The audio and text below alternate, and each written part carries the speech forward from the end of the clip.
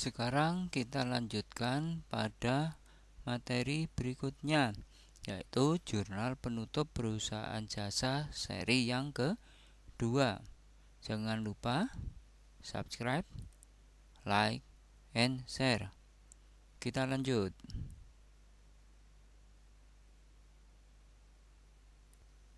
Yaitu langkah yang ketiga atau langkah yang C, menutup ikhtisar laba rugi. Ini ada dua kemungkinan perusahaan itu. Yang pertama, perusahaan itu mengalami laba, dan yang kedua mengalami rugi. Maka jurnal penutupnya berbeda. Jika laba, maka yang didebit adalah ikhtisar laba rugi, ya. Kemudian yang dikredit adalah modal, karena sifatnya laba menambah modal.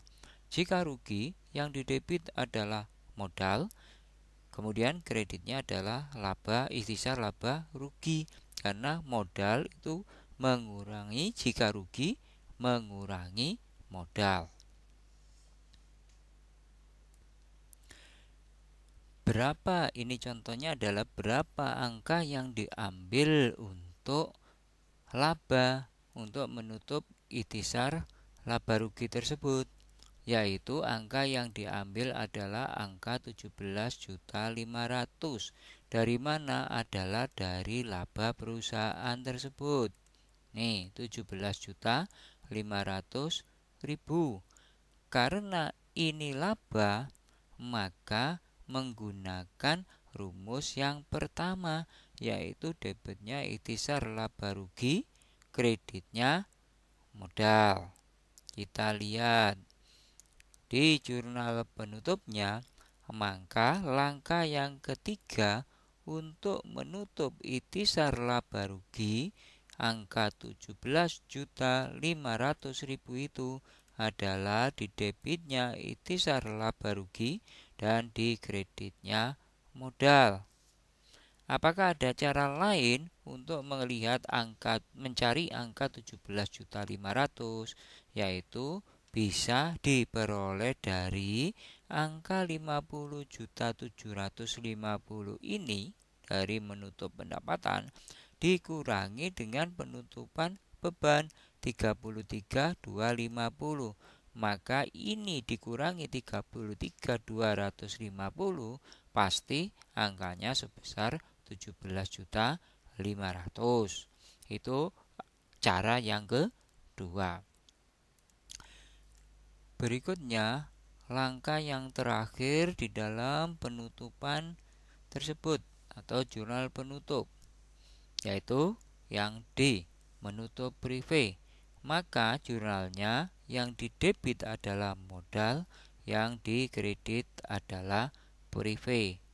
Maka langkahnya, contohnya bisa kita lihat berikut ini, yaitu kita kembali ke sini, ke kertas kerja CV Jaya Transport. Kita lihat angka yang diambil adalah angka prive Tuan Renaldi. Berapa? 1 juta.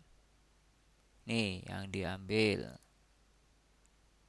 Nah, ini termasuk bagian dari akun nominal atau akun sementara. Prive itu berapa? 1 juta. Maka jurnal penutupnya adalah di debit, menutup prive itu debitnya modal, kreditnya prive, masing-masing sebesar 1 juta. Ini adalah langkah yang terakhir, yaitu menutup prive. Cukup jelas ya? Jadi saya ulang, kesimpulan terakhir dari materi ini adalah rumus untuk membuat jurnal penutup di dalam jurnal umum itu ada 4 langkah. Ini tidak boleh dipisah-pisah. Harus 4 langkah itu dilaksanakan semua. Yang pertama adalah menutup pendapatan. Bagaimana rumusnya? Rumusnya adalah yang didebit pendapatan berapa masing-masing, dan yang dikredit ikhtisar laba rugi. Angka di sini ditulis jumlah pendapatan. Langkah yang kedua adalah menutup beban. Menutup beban bagaimana caranya? Yaitu yang didebit ikhtisar laba rugi merupakan jumlah dari beban-beban itu, dan yang dikredit masing-masing beban. Itu langkah yang kedua. Langkah yang ketiga adalah menutup ikhtisar laba rugi. Bagaimana cara menutup akun ikhtisar laba rugi? Maka ada